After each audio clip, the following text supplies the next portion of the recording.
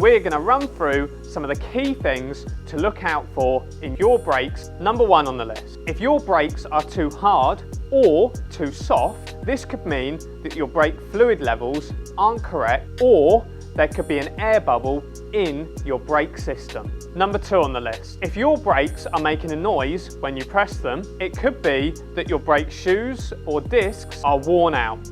Number 3 on the list. If your stopping distances have increased, this could be a sign that some of your brake components need replacing. Number 4 on the list. If your hydraulic filter is blocked, this could mean that brake fibres have begun to circulate in your system. If this is caught early enough, you can replace the component and flush the system before any major damage is caused. Whatever the issue, Sparex has a wide range of brake parts for multiple applications.